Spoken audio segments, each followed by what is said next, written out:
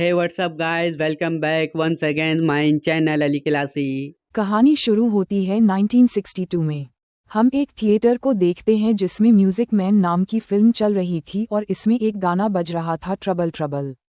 इस थिएटर में हम मैटी नाम के एक बच्चे को देखते हैं जो कि बिना टिकट यहाँ घुस आया था।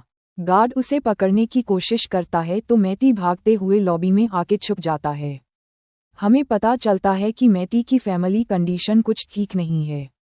गार्ड यहाँ काम कर रही लड़की रोनी से पूछता है कि मैटी किधर भागा है तो वह उसे गलत डायरेक्शन बता देती है, जबकि मैटी उसी के सामने ही छुपा था। मैटी अब यहाँ से निकलकर भाग जाता है। इसके बाद हम देखते हैं कि मैटी डेरी शहर छोड़ के जा रहा था। वह एक कार से लिफ्ट लेता है। उसमें एक फैमिली बैठी हुई थी जो बताती है कि वह लोग भी डेरी से बाहर पोर्टलैंड जा रहे हैं और मैटी भी इनके साथ जाने लगता है। लेकिन कुछ देर बाद ही यह फैमिली अजीब हरकतें करने लगती है। मैटी देखता है कि यह लोग तो वापस डेरी के अंदर ही जा रहे थे। वह समझ जाता है कि कुछ गड़बड़ है और गाड़ी रोकने को बोलता है, लेकिन वह उसकी एक नहीं सुनते और आपस में ही बातें करते रहते हैं। मैटी कार को रोकने की कोशिश करता है तो उसका हाथ उस लेडी के पेट पर लग जाता है जो प्रेग्नेंट थी। उसका पेट फूलने लगता है और वह कार में ही बच्चे को जन्म दे देती है और यह बच्चा एक म्यूटेंट बेबी था जिसके चमगादड़ जैसे पंख थे। ये बच्चा मैटी पर हमला करता है और यह सीन यहीं एंड हो जाता है। यानी वह बच्चा पेनीवाइज था और वह फैमिली भी उसी का बनाया मायाजाल थी। कहानी इसके बाद 4 महीने आगे जाती है। हम दो दोस्त टेडी और फिल को देखते हैं जो कि साइंस फिक्शन और एलियंस की बातें करते रहते हैं। फिल का तो मानना था कि आर्मी वालों ने किसी एलियन को पकड़ लिया है, इसलिए उनके शहर में आजकल कुछ ज्यादा ही एयरक्राफ्ट्स आ रहे हैं। यह हो सकता है कि वह वर्ल्ड वॉर 3 की तैयारी कर रहे हो। स्कूल में हम लिली नाम की एक लड़की को भी देखते हैं जिसके फादर एक पिकल फैक्ट्री में काम करते थे और एक हादसे में उनकी मौत हो गई थी, जिससे लिली को मेंटल ट्रोमा हुआ होगा और वह कुछ दिन मेंटल असाइलम में रहकर आई थी, जिसके लिए स्कूल में सभी बच्चे उसे थोड़ा सनकी मानते हैं। उसकी एक ही दोस्त है जिसका नाम माज है। टेडी और फिल मैटी के दोस्त हुआ करते थे। टेडी कहता है कि मैटी को लापता हुए 4 महीने हो गए हैं, लेकिन अब तक उसकी कोई खबर नहीं मिली। वह जिंदा है या मर गया किसी को नहीं पता। शायद वह अकेला था इसलिए टाउन छोड़कर भाग गया। ये दोनों भी उसके कुछ खास दोस्त नहीं थे। यह उसके बर्थडे पर भी सिर्फ कैंडीज खाने जाते थे। फिल कहता है कि मैटी मर गया है और हमें उसे भूल जाना चाहिए। इन दोनों के अलावा लिली थी जो मैटी को जानती थी। मैटी उसे एक बार वॉच टावर पर ले गया था जहां से पूरा शहर दिखाई देता है। ये जगह फिल और टेडी का सीक्रेट अड्डा है और मैटी उन्हें बिना बताए लिली को यहाँ लाया था। इन दोनों के सोडा में एक एक टॉय निकलता है। लिली को रॉकेट शिप निकला था और मैटी को एक टर्टल। मैटी यह टर्टल लिली को रखने देता है क्योंकि टर्टल गुड लक का सिंबल होते हैं।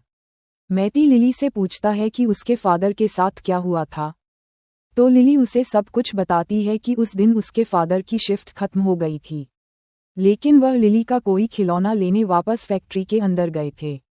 उन्हें पता चला कि किसी मशीन के गियर्स जाम हो गए हैं। वह उसे ठीक करने अंदर गए और मशीन चल पड़ी। लिली को गिल्ट है कि वह उसका खिलौना लेने अंदर गए इसीलिए मारे गए।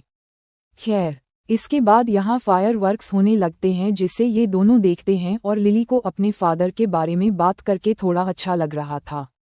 इसके बाद मैटी लिली को किस करने की कोशिश करता है तो वह पीछे हट जाती है और मैटी यहाँ से चला जाता है। यह आखिरी बार था जब लिली ने उसे देखा था और उसका दिया टर्टल लिली ने अपने ब्रेसलेट में पहना हुआ है। इसके बाद लिली को अपने बाथटब के सिंक में से मैटी की आवाज आने लगती है।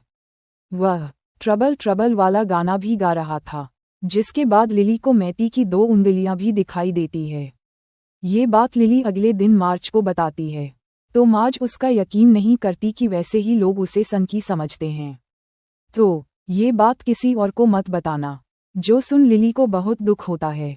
इसके बाद लिली टेडी और फिल को भी यह बात बताती है, लेकिन उनको भी इस पर यकीन नहीं होता कि मैटी शहर के सीवा में है और वहां से लिली को आवाज लगा रहा है। मतलब वह 4 महीने तक जिंदा भी कैसे रहा होगा।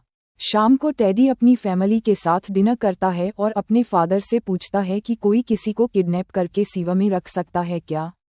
तो उसके फादर उसे डांटने लगते हैं कि वह कॉमिक बुक की दुनिया से बाहर निकले।